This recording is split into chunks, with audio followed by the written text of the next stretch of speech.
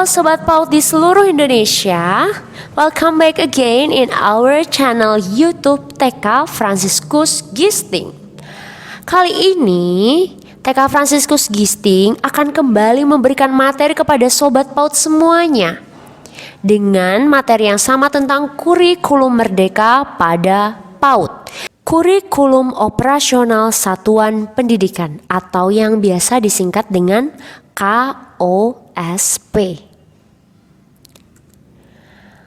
Apa sih pengertian KOSP? Oke, kita simak bersama-sama. KOSP PAUD didefinisikan sebagai kurikulum operasional satuan pendidikan yang dibuat oleh satuan sekolah PAUD, berisi rencana proses belajar yang diselenggarakan di satuan PAUD sebagai pedoman seluruh penyelenggaraan pembelajaran. Adapun tujuan disusunnya KOSP, yaitu keragaman potensi dan keutuhan peserta didik menjadi dasar dalam pengembangan KOSP. Hal ini bertujuan agar peserta didik mendapatkan pelayanan belajar sesuai dengan tingkat perkembangan dan potensinya sehingga merdeka belajar dengan nyaman. Prinsip KOSP. Untuk menjadikannya bermakna, kurikulum operasional satuan PAUD dikembangkan sesuai dengan konteks dan kebutuhan peserta didik dan satuan pendidikan.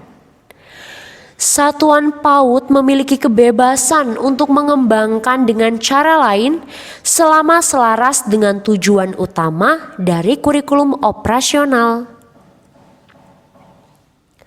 Berikut adalah dokumen yang perlu disiapkan pada KOSP.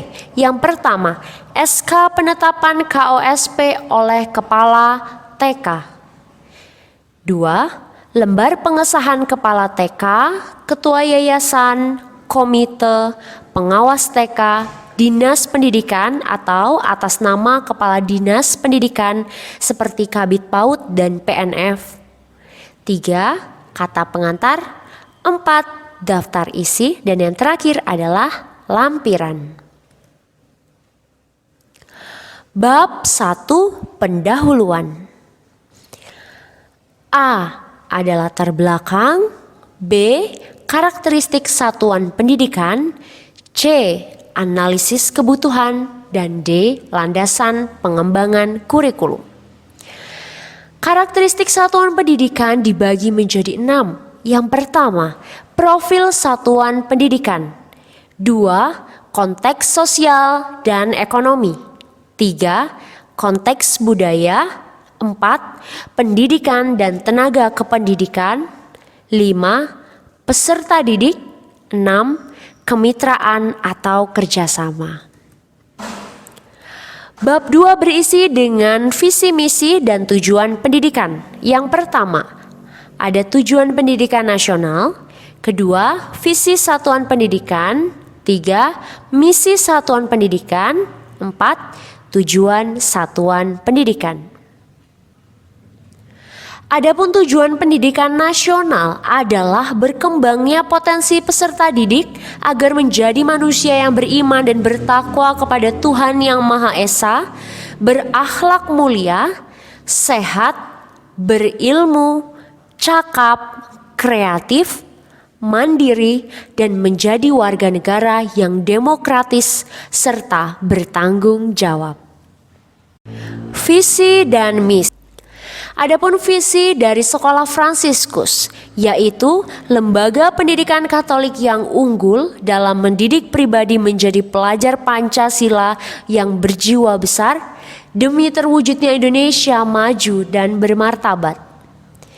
Sedangkan misi dari Sekolah Fransiskus yaitu mendidik pribadi unggul dengan 1. Yang beriman dan mampu mewujudkan cinta kasih Allah yang penuh kerahiman. 2. Yang mencintai sesama dan alam ciptaan. 3. Dalam kesederhanaan, kegembiraan, dan persaudaraan. 4.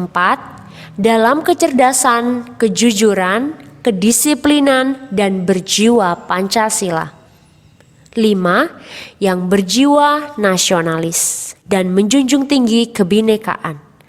6. Yang memiliki semangat tinggi untuk terus belajar dan berwawasan global. 7. Yang bermartabat, bertindak atas dasar hati nurani yang benar dan berintegritas. Moto dari Sekolah Fransiskus adalah ada 5 pilar yang kita terapkan pada anak-anak. Pilar yang pertama adalah cinta kasih Allah penuh kerahiman. Pilar 2 cerdas. Pilar 3 jujur dapat dipercaya. Pilar 4 toleransi nasionalis. Dan pilar kelima yaitu disiplin tertib. Tujuan Sekolah Fransiskus yaitu bertujuan untuk mencerdaskan kehidupan bangsa dengan dilandasi oleh pribadi Yesus Kristus. Semangat Mother M. Anselma, pendiri kongregasi Suster-Suster Fransiskanes, Santo Georgius Martir atau FSGM, dan Fransiskus Assisi. Bab 3 berisi pengorganisasian pembelajaran. Ada 4 bagian pada bab 3 ini. Yang pertama yaitu intrakurikuler, pembelajaran yang terjadi di dalam kelas. Yang kedua kokurikuler, proyek penguatan profil pelajar Pancasila.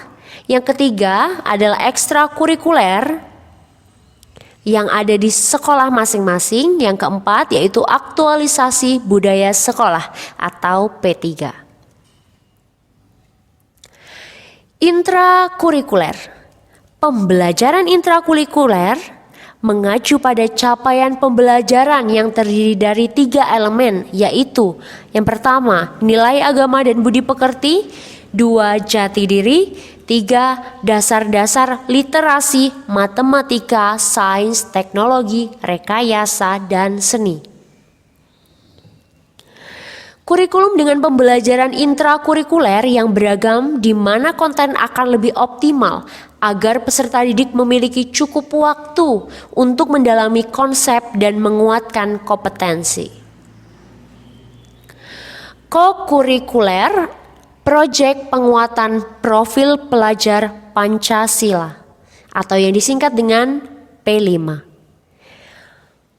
P5 merupakan pembelajaran yang memberikan pengalaman langsung sesuai dengan karakteristik lingkungan sekitar agar anak memiliki kompetensi global dan berperilaku yang mencerminkan nilai-nilai Pancasila dalam kehidupan sehari-hari. Ada 4 tema besar yang telah disiapkan untuk PAUD. 4 tema besar tersebut adalah Aku Sayang Bumi, Aku Cinta Indonesia, Main dan Bekerja Sama atau Kita Semua Bersaudara, dan Imajinasiku atau Imajinasi dan Kreativitasku. 4 tema besar ini yang nanti akan diturunkan menjadi topik-topik pada pembelajaran intrakurikuler. Ekstrakurikuler dilaksanakan berdasarkan hasil asesmen diagnostik yang telah dilakukan. Informasi yang didapatkan sebagai dasar pembuatan program ekstrakurikuler. Kegiatan ini bertujuan memberikan wadah bagi peserta didik untuk mengembangkan dan mengekspresikan diri sesuai dengan kebutuhan, bakat, dan minat setiap peserta didik. Aktualisasi budaya. Aktualisasi budaya merupakan kegiatan pembiasaan budaya sekolah yang dilaksanakan setiap hari sebagai upaya pendidikan, pembentukan karakter peserta didik sebagai implementasi profil pelajar Pancasila. Kegiatan pembiasaan dilakukan secara rutin, baik harian, mingguan, bulanan, dan tahunan, dan teknik pelaksanaannya ada yang terstruktur dan spontan atau berupa direct and indirect learning. Bab 4 pada KOSP berisi perencanaan pembelajaran yang dibagi menjadi 3 bagian. Yang pertama, rencana pembelajaran. Yang kedua, pelaksanaan pembelajaran. Dan yang ketiga, asesmen pembelajaran. Pendampingan evaluasi pembelajaran dan pengembangan profesional dibagi menjadi dua, yaitu pendampingan evaluasi dan pengembangan profesi. Kita bahas satu persatu ya. Pendampingan evaluasi. Yang pertama ada supervisi pembelajaran. Supervisi pembelajaran dilaksanakan kepala TK sesuai dengan program supervisi. Yang kedua, monitoring. Monitoring dilakukan kepala TK. Dalam monitoring, kepala sekolah bisa berbagi pengalaman dan pengetahuan untuk memberikan inspirasi pada guru. Yang ketiga ada PKG, penilaian kinerja guru.